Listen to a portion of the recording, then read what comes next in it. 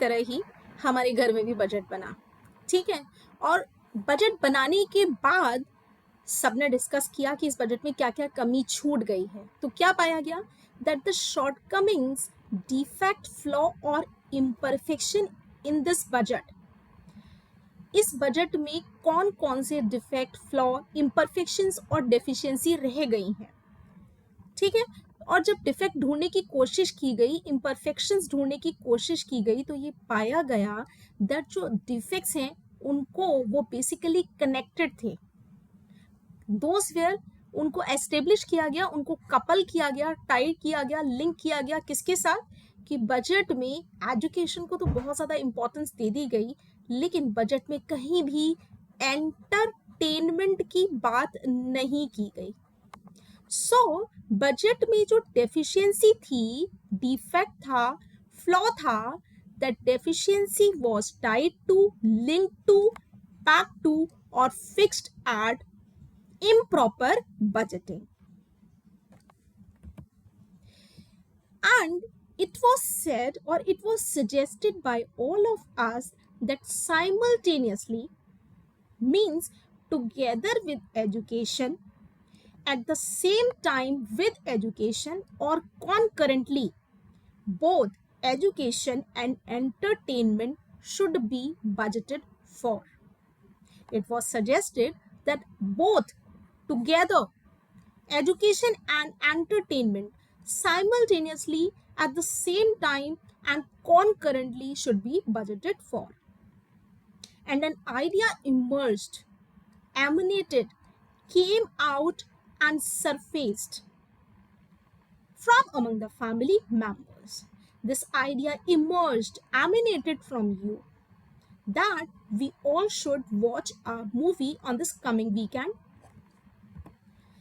This idea was commended, praised, admired and lauded by all family members. Yes, we should go and watch a movie. You were commended, praised, admired and lauded by everybody. And you suggested that this weekend we all should go and watch Colossal 2025. Why? Because in this movie, Krati Sanon is there and there is an enormous, massive, oversized, outsized giant. There is a giant who is very huge in size. In this movie, at the granular level, it is shown how a person's inner self, when comes out, occupies a very big space, becomes very enormous, very huge. So, in this movie, the psychology is dealt, or human psychology is presented in a very detailed and in a very precise, exact, accurate level. Human psychology is presented at a granular, exact, precise and accurate level. This movie has shown that how this bad inner self, this enormous, oversized, bad inner self begins to represent, embody a human. How this bigger, oversized giant begins to represent or embody a human being. This psychological fact about humans become remarkable, notable, noteworthy, important and significant. What fact?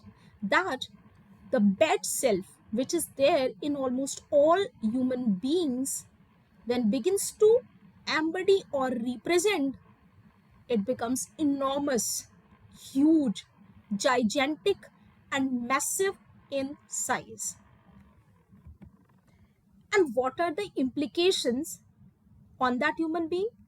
The implications or suggestions when a massive bad inner self begins to represent us, what are the inferences that other persons draw, or what it begins to suggest? It begins to suggest that we are not good person. It begins to notoriously, infamously, and shoddily represent us. This huge, massive, bad inner self. Now the people begin to say that this human is volatile. His behavior is very inflammable, eruptive, explosive, is not stable.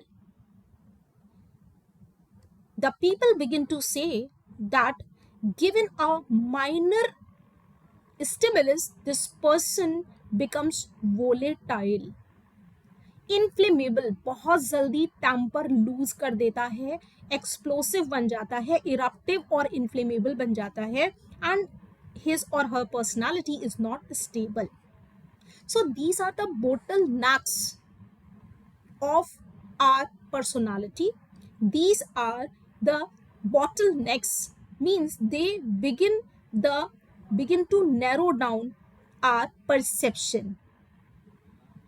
They are the bottlenecks, they are the narrowing factors of our personality. Why?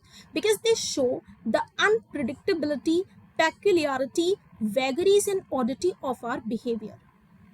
When our bad self, that enormous, huge giant, begins to represent us, then our peculiarity, oddity, and behavior, our peculiar behavior begins to be unpredictable. It becomes unpredictable, rather. So, what should we do? We should try to achieve predictability in our behavior, consistency, uniformity, and regularity in our good behavior. Yeah, so to say, in our behavior, we should try to be regularly good, consistently good, uniformly good. Or we should try to achieve stability in our behavior. We should always remain good, well behaved,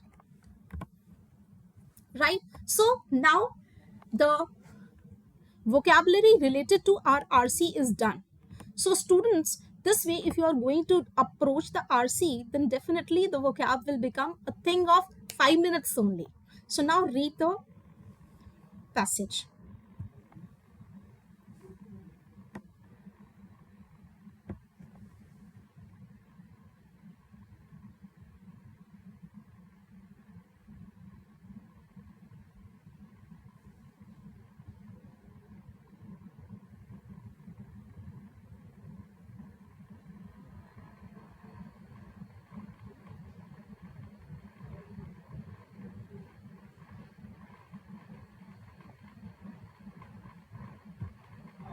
so students, read किया था, comprehend किया था या read किया था? Comprehend करना था, right? और जो लोग उतने समय में नहीं पढ़ पाए थे, वो स्क्रीन को दोबारा से पॉज करके पढ़ सकते हैं. Now begin to understand and comprehend the new series of the consumer price index CPI released on Thursday को कंज्यूमर प्राइस इंडेक्स की नई सीरीज को रिलीज कर दिया गया है, जारी कर दिया गया है, and has address the many shortcomings of the previous series. और इसने प्रीवियस सीरीज की बहुत सारी जो कमियां और डेफिशिएंसीज थी, बहुत सारे फ्लॉज थे, उनको संबोधित किया है या उन्हें सॉल्व किया है. The new series has a base year of 2024. नई सीरीज में 2024 को बेस ईयर की तरह रखा गया है, and is pegged to consumption patterns from the Household Consumption Expenditure Survey 2023-24. और इसमें 2023-24 में हाउसहोल्ड कंजम्पशन एक्सपेंडिचर का जो सर्वे किया गया था, उस कंजम्पशन पैटर्न को लिंक किया गया है, जोड़ा गया है. Expenditure survey, sorry, the previous series had a base year of 2012. Previous series में 2012 को बेस ईयर रखा गया था, एंड वो it was based on consumption patterns of 11-12. और ये 2011 और 12 में हाउस होल्ड कंजम्पशन के पैटर्न पर या ट्रेंड पर आधारित था. As chief economic adviser V Anand Nageswaran noted, जैसा कि हमारे मुख्य इकोनॉमिक एडवाइजर या आर्थिक सलाहकार वी आनंद नागेश्वरन ने नोट किया है, India has changed markedly over the last decade और सो. इंडिया पिछले दशक में और दशक 10 या 12 साल के पीरियड में बहुत तेजी से बदला है, including consumption behaviour and the composition of house hold expenditure, जिसमें कि हाउस होल्ड का जो कंजम्पशन बिहेवियर है, चीज़ों को किस तरीके से वो कंज्यूम करता है, ये व्यवहार, और हाउस होल्ड किन किन चीज़ों पर पैसे खर्च करेगा, उसका कंजम्पशन भी, उसका पैटर्न भी, या कॉम्पोजिशन यानी कि किन किन चीज़ों पर एक एवरेज हाउस होल्ड पैसे खर्च करता है, वो भी बदल गया है। For example 80 crore house hold receive free food grain now.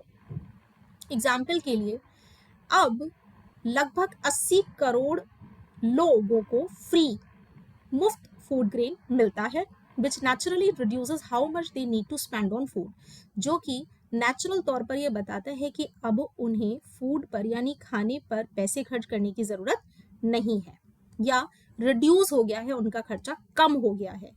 Simultaneously several new service offerings have emerged, और साथ ही साथ इसी समय पर बहुत सारी दूसरी सेवरल यानी बहुत सारी नई नई सर्विसेज भी मार्केट में आ गई हैं, इमर्ज हुई हैं, such as over the top OTT video streaming, जैसे कि OTT streaming and online marketplaces, right.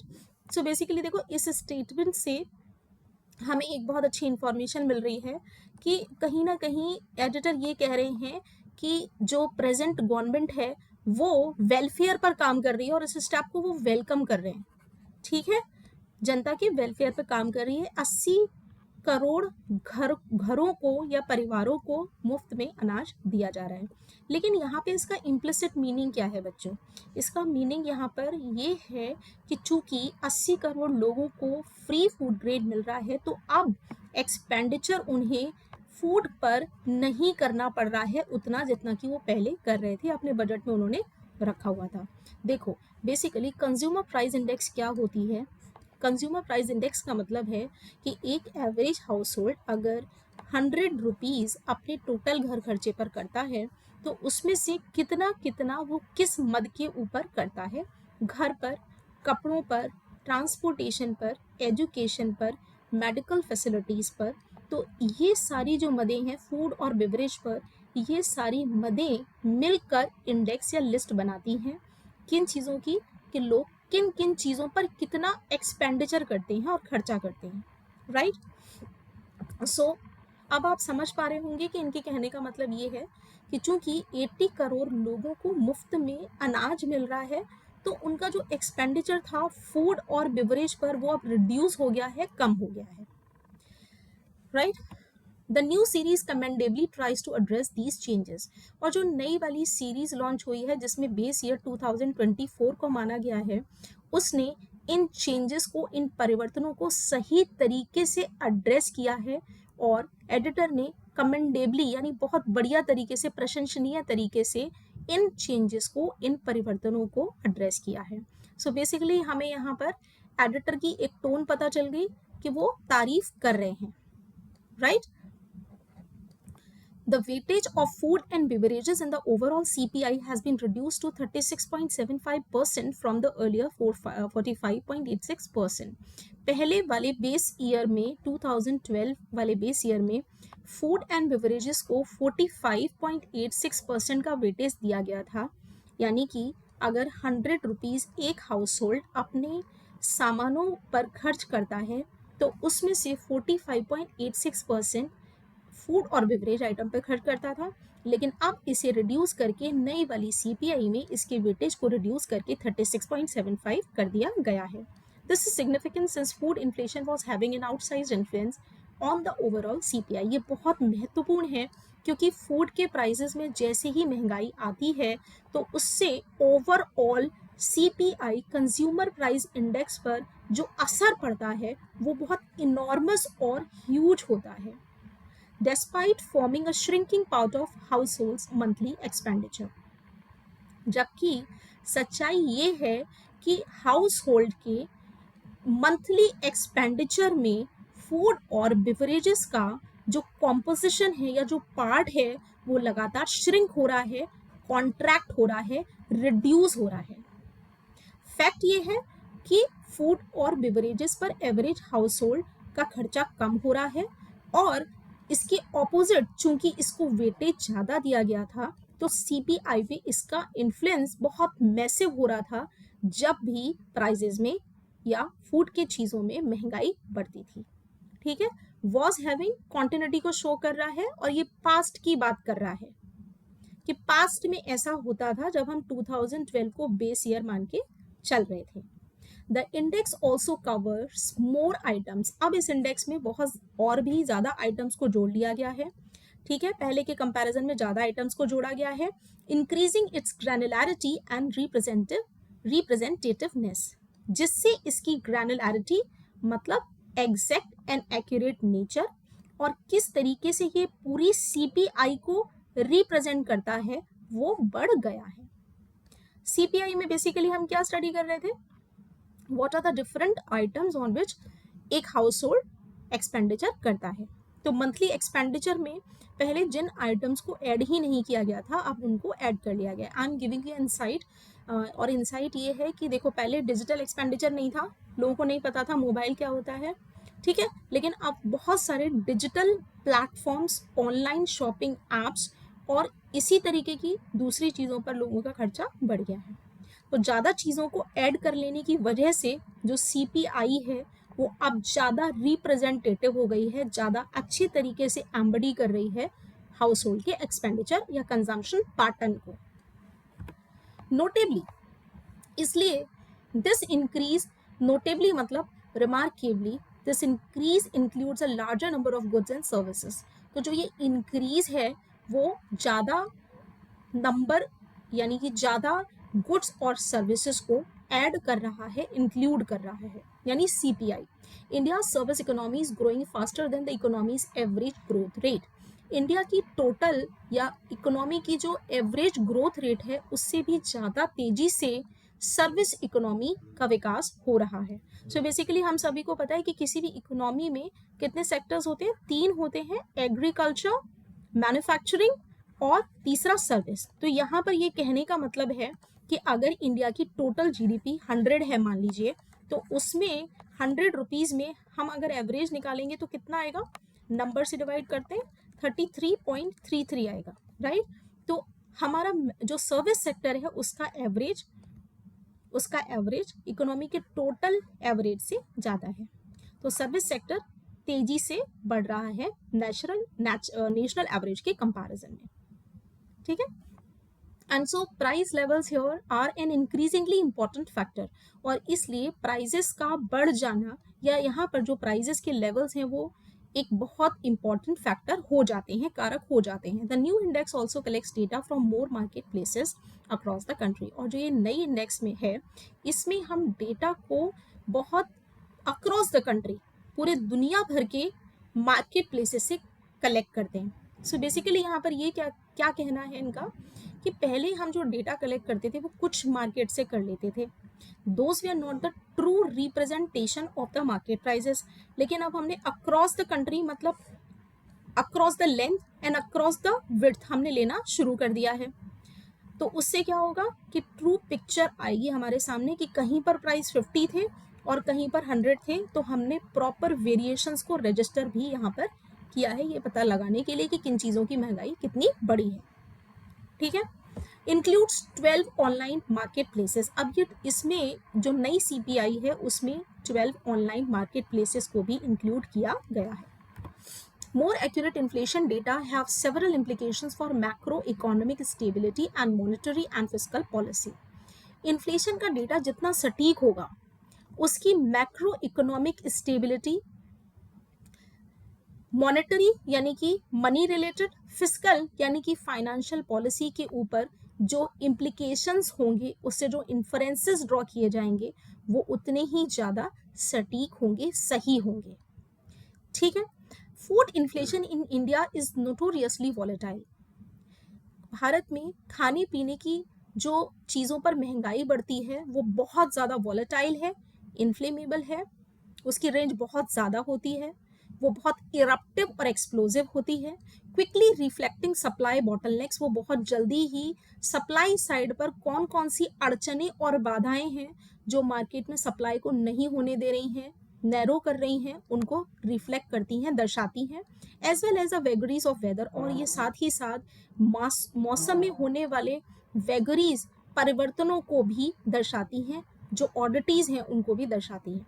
Supply side पे बॉटलनेक्स का मतलब सप्लाई मार्केट में कम हो जाना, और वेगरीज ऑफ वेदर का मतलब है कभी ड्रॉट, कभी फ्लड आ जाने से फूड अचानक से जो प्रोडक्शन है वो खराब हो जाता है, डैमेज हो जाता है, और डैमेज होने की वजह से सप्लाई कम होने लगता है और मार्केट में फूड का प्राइस बहुत ज़्यादा बढ़ जाता है। ठीक है, a more realistic weightage for food in the CPI stands to make the overall index more stable. तो जब अगर आप एक रियलिस्टिक मतलब वास्तविक वेटेज फूड को देंगे तो सीपीआई क्या करेगी, CPI stands to make the overall index more stable. तो सीपीआई एज इट इज पूरी की पूरी बहुत ज़्यादा स्टेबल हो जाएगी। ठीक है, सीपीआई में फ्लक्चुएशंस भी कम हो जाएंगे।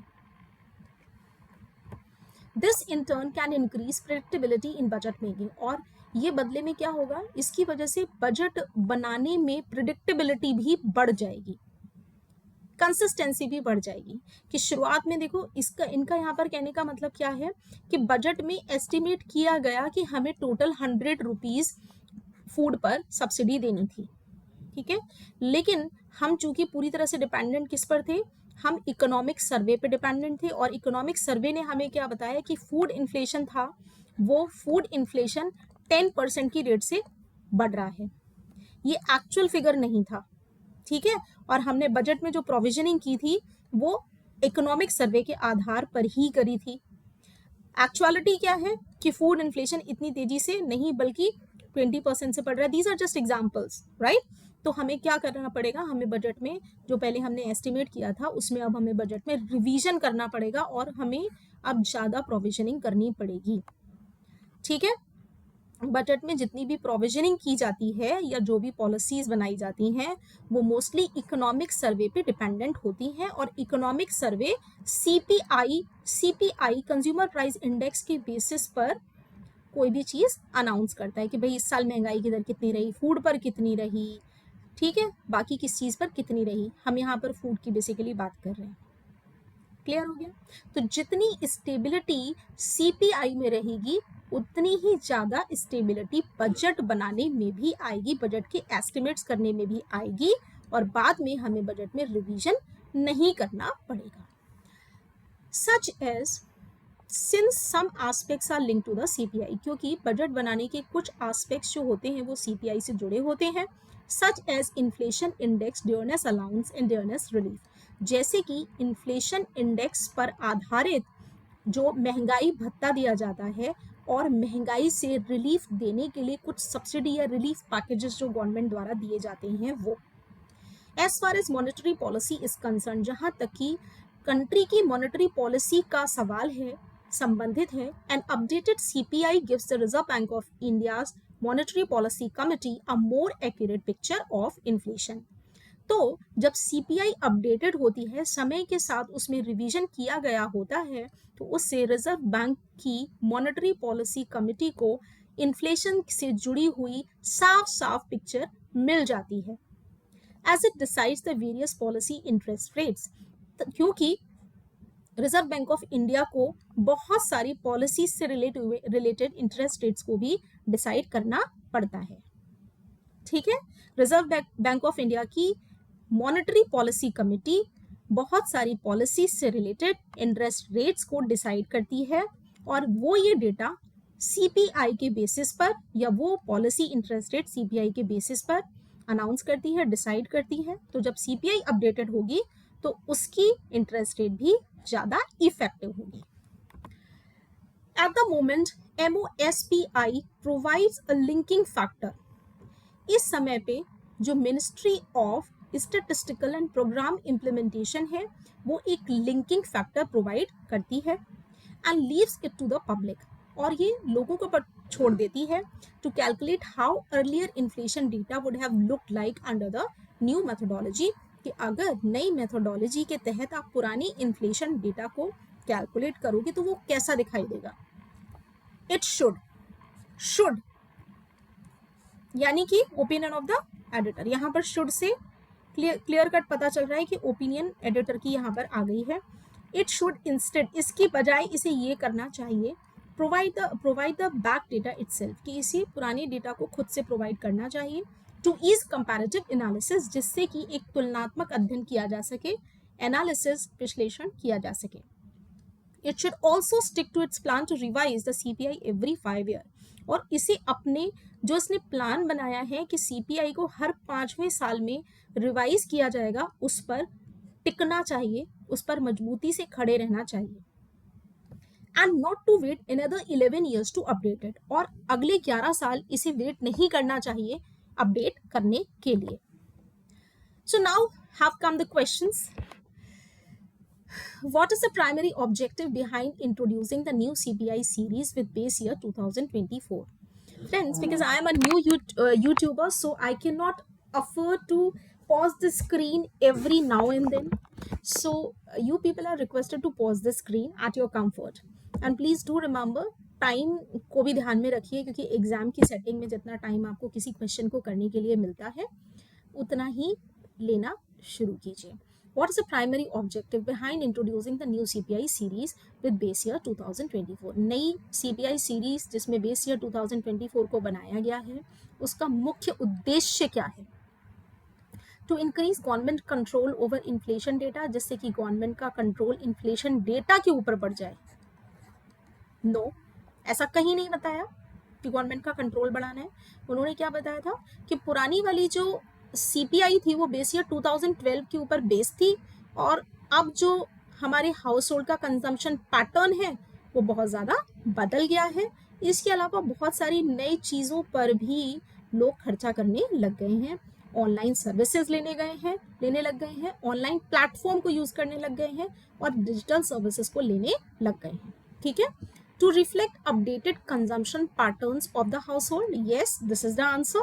This is correct. Still, let's check other two options. 3. To reduce reported inflation artificially.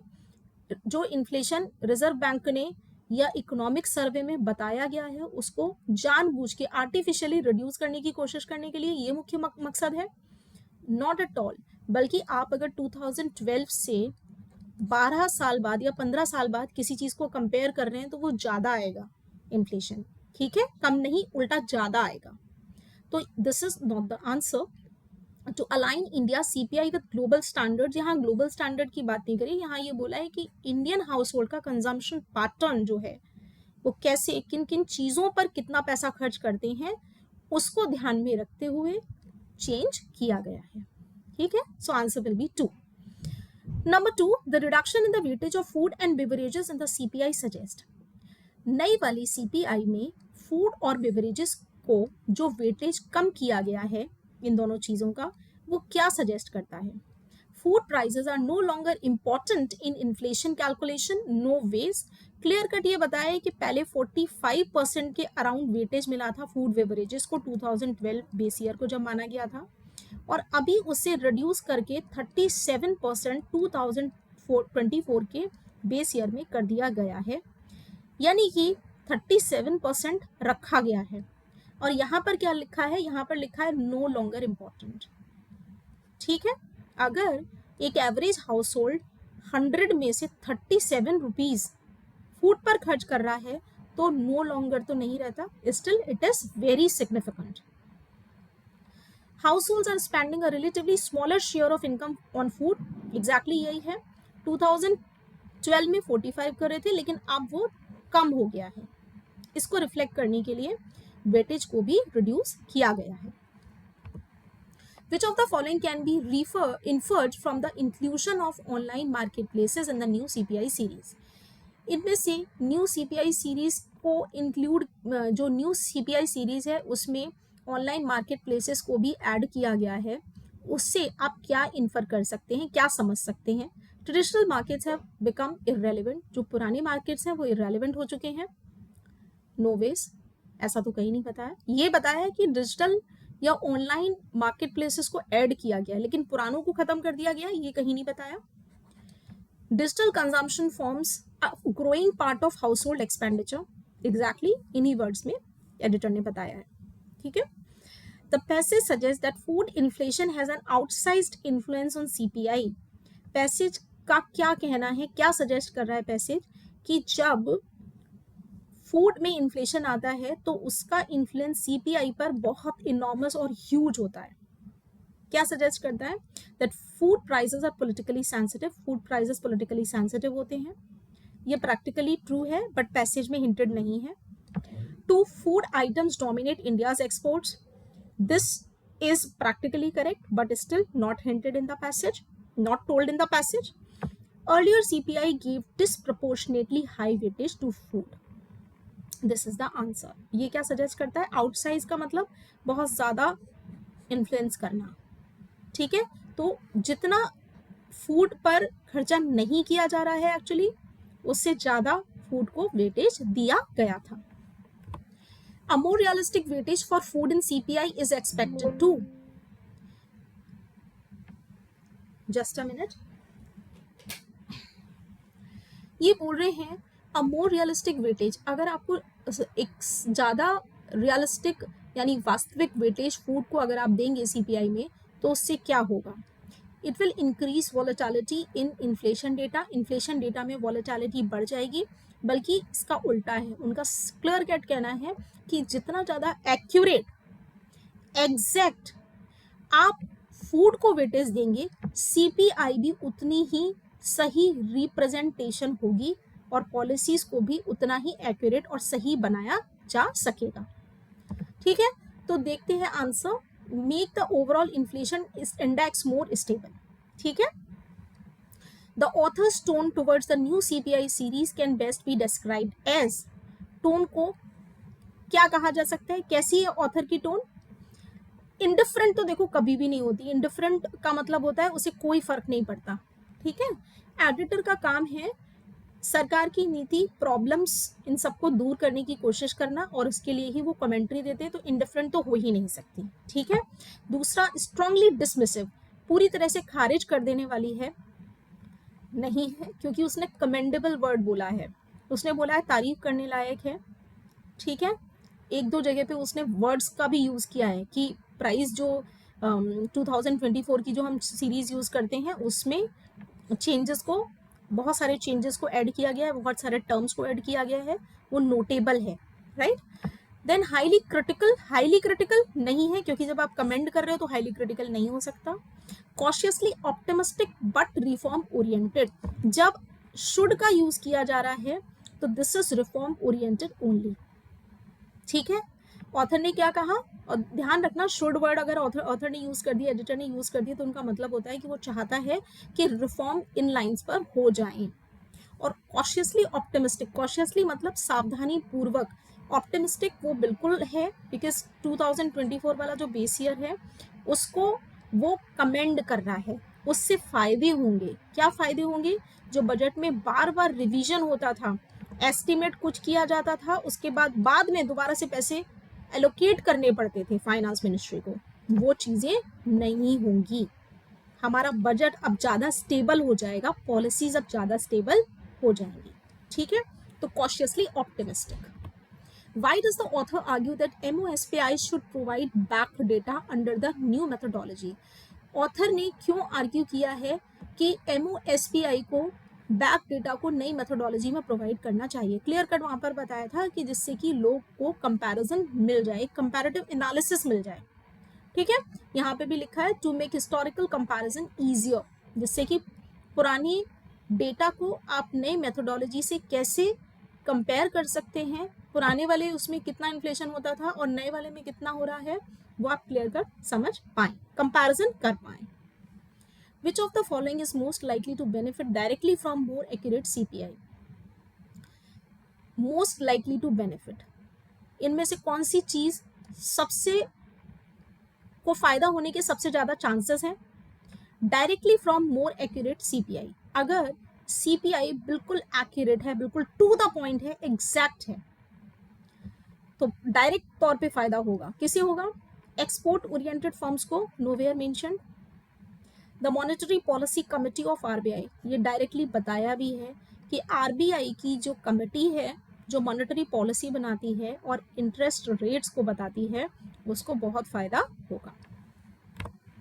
The mention of 80 crore households receiving free food grain primarily illustrates, जहां पर 80,000 करोड़ हाउसहोल्ड की बात की गई है कि उन्हें फ्री फूड ग्रेन मिल रहा है, वो क्या दर्शाता है, मुख्य तौर पर क्या बताता है? सीधी सी बात है, मैंने आपको बताया भी था कि प्लीज़ अपनी नॉलेज पे मत जाइए। आप लोगों को सीधे सीधे इसका मीनिंग समझ में आ रहा होगा कि गवर्नमेंट ने अपनी वेलफेयर स्कीम्स को बढ़ा दिया है। नहीं, यहाँ पे मतलब ये है, यहाँ पे सीपीआई की बात कर रहे हैं। CPI is a subject. तो सीपीआई में उन्होंने बताया कि ये 10 मदें हैं जहां पर एक एवरेज हाउस होल्ड अपने पैसे को खर्च करता है, और उसमें से जो फूड है उस पर 37 रुपीज़ हर महीने खर्च करता है। अब चूंकि 80 करोड़ लोगों को, फैमिलीज को सरकार मुफ्त अनाज दे रही है, तो ऑब्वियस सी बात है कि फूड और बिवरेजेस पे उनका जो खर्चा हो रहा है वो कम हो जाएगा। यस, इसका मीनिंग ये है ना। तो अ shift in house hold consumption expenditure patterns, कि एवरेज हाउस होल्ड जो है उसके कंजम्पशन पैटर्न में और एक्सपेंडिचर पैटर्न में किस तरीके से किस चीज़ के लिए वो कितना पैसा खर्च करता है, उसमें थोड़ा सा बदलाव आया है। If CPI is not revised periodically, the most probable consequence would be, अगर CPI को periodically अलग समय अंतराल पर आप रिवाइज नहीं करते हैं तो उसके क्या क्या निश्चित परिणाम आपको देखने को मिल सकते हैं? कि इन्फ्लेशन वुड परमानेंटली इंक्रीज, कि इन्फ्लेशन परमानेंटली बढ़ जाएगा, मतलब खत्म होगा ही नहीं। दूसरा, monetary policy would become redundant, जो कंट्री की मॉनेटरी पॉलिसी है वो बेकार हो जाएगी। रिडंडेंट मतलब obsolete, of no use, right, ऐसा बिल्कुल नहीं है। तीसरा, inflation data would fail to reflect real economic conditions, यही है कि जो हमारे इकोनॉमिक डेटा या इन्फ्लेशन का जो डेटा आएगा वो हमारे कंट्री की रियल इकोनॉमिक कंडीशंस को रिफ्लेक्ट नहीं करेगा। ठीक है, so this is your and we have to understand और we should understand the paragraph. Thank you very much and have a nice day.